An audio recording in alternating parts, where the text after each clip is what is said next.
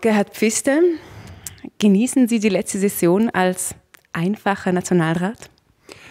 Ich genieße sie, das ist richtig, weil man jetzt schon etwas davon bemerkt, dass man schon als Präsident gehandelt wird. Die Medienanfragen, die Interviews, wie zum Beispiel dasjenige, das nimmt schon sehr, sehr stark zu. Und deshalb genieße ich es etwas, noch ein einfaches Mitglied des Parlaments zu sein. Sie haben gesagt in einem Interview, wahrscheinlich ist meine Lebensqualität jetzt größer als nach der Wahl zum Parteipräsidenten. Warum tun Sie sich denn noch an? Dieselbe Frage hat mir meine Frau gestellt ganz am Anfang. Ich glaube, man muss sich schon bewusst sein, dass das Parteipräsidentenamt eine sehr große Medienpräsenz verlangt. Man muss auch sehr oft erreichbar sein. Das ist der anstrengende Teil. Aber es gibt daneben sehr viele Teile und Aufgaben, die mich faszinieren. Man lernt sehr viele Menschen kennen. Man hat auch, das gebe ich gerne zu, man hat auch etwas mehr Einfluss als Parlamentarier. Man kann gestalten und die CVP, glaube ich, ist es mir wert, dass ich mich für sie einmal einsetze. Sie haben ein Stichwort gesagt, man kann gestalten. Ich nehme an, man muss mit einer persönlichen oder politischen Vision quasi die Mission antreten. Wie sieht die bei Ihnen aus? Die sieht sehr bescheiden aus, weil ich glaube, bevor man eine wirkliche Vision für die Partei hinstellen kann, die kann man erstens nicht alleine und zweitens muss man da zuerst etwas analysieren, muss man auch gute Diskussionen führen mit allen Beteiligten. Das Ziel, das ist klar, wir müssen mit der CVP erfolgreicher werden, als wir es in den letzten Jahren waren.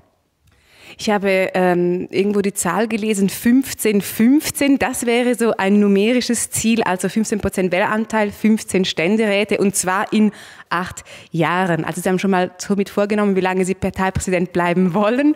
Wie wollen Sie dieses Ziel erreichen? Ja, das ist etwas vom Unangenehmen, wenn gut recherchierende Journalisten einen mit solchen Aussagen konfrontieren, die man einmal schnell hingesagt hat.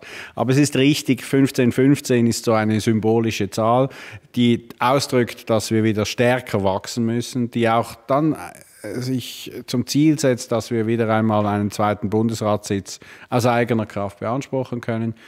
Wie wir das erreichen, das muss man sehen, aber ich habe in verschiedenen Kantonen gesehen, dass die CVP Erfolg hatte in den letzten Jahren und dort muss man vielleicht auch einmal hinschauen und das, was die dort gut machen, kopieren und auf die nationale Ebene übersetzen.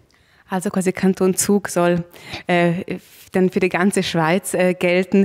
Sie haben gesagt, die CVP soll eine Partei der Ideen werden. Was heißt das konkret? Das heißt konkret, dass die CVP den Wandel schaffen muss von einer Milieupartei zu einer Partei der Ideen. Andere Parteien treten für ihr Bild ein, das sie von der Schweiz haben. Und das muss auch die CVP schaffen. Ansonsten hat sie eine sehr schwierige Zukunft vor sich. Welches die Ideen dann sind, ich glaube, wichtig sind es einmal, dass die CVP Stellung bezieht zu den aktuellen Problemen, die die Menschen beschäftigen. Das sind Migration, das ist Wirtschaft, das sind Sozialversicherung. Da müssen wir Position beziehen, müssen wir Lösungen vorschlagen. Und das manchmal eben auch etwas pointierter, als das vielleicht in der Vergangenheit der Fall war. Das ist vielleicht genau das Schwierige, die Mittepartei, das ist halt die Partei, die die Mehrheiten zwar beschaffen kann, aber vielleicht ein schwammiges Bild nach außen abgibt. Sie haben gesagt, wir brauchen deswegen parteiintern eine bessere Streitkultur. Wieder die Frage, was heißt das? Was ist denn ein guter Streit und was soll daraus resultieren? Die CVP ist die Partei im Zentrum und deshalb hat die CVP wohl von allen großen Parteien das größte und breiteste Spektrum. Das führt manchmal dazu, dass die Meinungen, wie man ein Problem lösen soll, etwas weit auseinandergehen. Und wenn Sie diese Diskussionen nicht früh genug führen, dann geben Sie hier in Bern das Bild einer nicht geschlossenen Partei, einer auseinanderfallenden Fraktion zutage und das muss man ändern. Deshalb müssen wir dort, wo wir große Unterschiede haben, wie wir ein Problem angehen würden, müssen wir früher diskutieren, manchmal eben auch streiten in einem guten Sinn, um dann eben geschlossener und einheitlicher auftreten zu können. Ich bin überzeugt, man kann auch aus der Mitte heraus sehr pointiert und sehr aktiv politisieren. Das muss man etwas mehr machen als vielleicht in der Vergangenheit. Also pointiert nach außen auftreten, das heißt dann in der Konsequenz wünscht man sich natürlich mehr Wähleranteile. Die Trendwende ist noch nicht geschafft. Seit Jahren hat die CVP da ein echtes Problem. Wie wollen Sie die Wählerschaft oder wie wollen Sie diese Trendwende schaffen? Wir haben es in einigen Kantonen geschafft, nicht nur im Kanton Zug, wo die Situation auch etwas einfacher ist. Wenn Sie klar stärkste Partei sind, dann haben Sie es manchmal auch etwas einfacher. Aber wir können in den Kantonen mit einer besseren Struktur, mit einer besseren Organisation, mit einer besseren Mobilisierung mehr Leute erreichen. Die CVP hat Erfolg, man muss es nur noch auf die nationale Ebene transportieren. Wobei, wenn ich jetzt sage nur, dann ist mir bewusst, es ist sehr viel einfacher gesagt, das in 2, 3 Sätzen, was man tun muss, als es dann getan ist. Und deshalb glaube ich, es muss ein langer Prozess sein. Natürlich die Geschichte, Sie haben es gesagt, die Geschichte für die CVP sieht nicht gut aus. Wir müssen aber da alles daran setzen, dass wir den Turnaround schaffen. Also wenn ich Sie richtig verstehe, sagen Sie auch, es braucht eine gewisse Professionalisierung. Nun aber braucht es dann auch irgendwo die Wähler. Wo sehen Sie dann überhaupt Wählerpotenzial? Wer soll denn CVP neu oder wieder wählen? Alle diejenigen, die überzeugt sind, dass es eine Zentrumspolitik, eine bürgerliche Zentrumspolitik braucht und dass die merken, dass der Erfolg der Schweiz wesentlich davon abhängt, dass es eine bürgerliche Zentrumspartei braucht, die sich für den Ausgleich einsetzt, die sich für den Föderalismus einsetzt und für die Freiheit der Schweiz. Jetzt kommt ein bisschen eine vielleicht wirre Aufzählung, aber es sind alles Sachen, die quasi so zu Ihnen passen, so viel ich das beurteilen kann. Sie sind gegen Abtreibung, Sie sind für die Verankerung des Bankgeheimnisses in der Verfassung, Sie sind gegen die Homo-Ehe, Sie sind aber für Steuersenkungen, Sie sind gegen den Atomausstieg, aber gegen die erleichterte Einbürgerung von Ausländerinnen der 3. Generation. Das sind alles Positionen, die man definitiv rechts der Mitte verordnen kann. Was daran ist jetzt spezifisch CVP? Der Wertkonservatismus, der sich da ausdrückt, und das Bewusstsein, dass die Schweiz Maß und Mitte braucht, dass man Grenzen setzen muss, das ist CVP. Ich gebe aber gerne zu, dass diese Positionen zum Teil etwas rechter sind als die Mitte in der CVP. Aber es ist auch Aufgabe des Präsidenten, dann einzumitten und nicht nur seine eigene Meinung zu vertreten, sondern die Meinung der Partei. Da komme ich dann gerne noch drauf zurück, auf Ihre Rolle, wie Sie sich dann sehen als Parteipräsidenten. Aber noch ganz konkret vielleicht, für was steht denn für Sie das C in der CVP? Oder wie steht es mit dem Einfluss der Kirche oder der Religion in der Politik? Das C steht nicht dafür, dass die Kirche Einfluss in der Politik haben soll, sondern das C steht für die westlichen, abendländischen, christlichen Werte, die Basis sind unserer Politik und die auch Basis sind des Fundamentes der Schweiz. Der Rechtsstaat, die Freiheit, die wir hier haben, das sind letztendlich christliche Ideen. Und die CVP bekennt sich zu dieser Tradition, ohne zu sagen, dass sie die einzige Partei sei, die einzige politische Kraft, die sich dazu bekennt. Aber für uns ist das ein sehr starker Wert. Sie sind nicht bekannt dafür, dass Sie mit Ihrer persönlichen Meinung zurückhalten, auch wenn Sie von der Parteilinie abweicht. Wir haben eben darauf angesprochen, von einem Parteipräsidenten wird genau das Gegenteil eigentlich erwartet. Wie wird der, wie Sie sich, glaube ich, selber auch mal genannt haben, ausgesprochen streitlustige Gerhard Pfister mit dieser Situation umgehen? Indem er sich bewusst ist, dass er eine andere Rolle einnimmt. Bis jetzt habe ich es als meine Aufgabe betrachtet, meine Überzeugungen, die Überzeugung meiner Wählerschaft hier in die Diskussion einzubringen. Als Präsident sind Sie mehr Moderator, müssen Sie andere Meinungen mit einbeziehen. Und ich habe im Kanton Zug die CVP lange Jahre geführt. Ich war lange Jahre Kantonalpräsident. Ich habe dort gezeigt, dass ich das kann.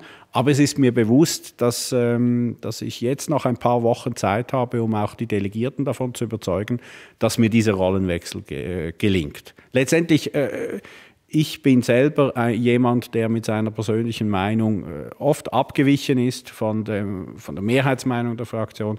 Also bin ich der Experte für Abweichler in der eigenen Partei. Und schon das gibt mir eine gewisse Kompetenz für dieses Amt.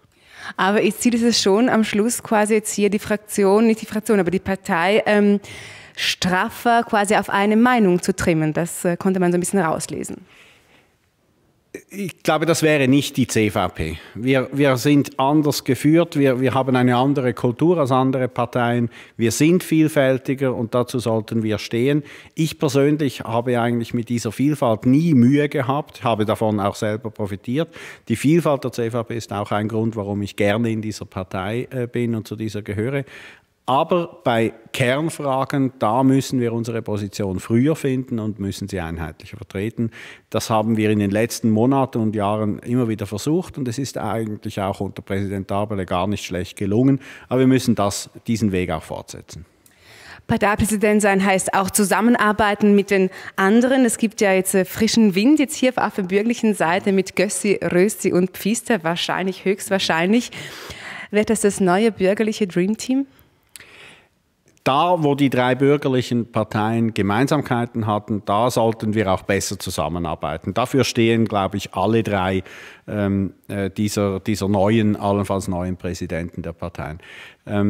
Es ist vielleicht gar nicht so schlecht, dass alle drei Parteien mit neuen Leuten antreten und in die Zukunft gehen, weil wir sind unbelastet von vielleicht Konflikten, von Auseinandersetzungen, von Entscheiden, die früheren Präsidenten zu verantworten hat. Wir kommen gut miteinander aus und von daher wird das eine gute Zusammenarbeit. Das heißt aber auch nicht, dass man mit den Linken, mit anderen nicht zusammenarbeitet.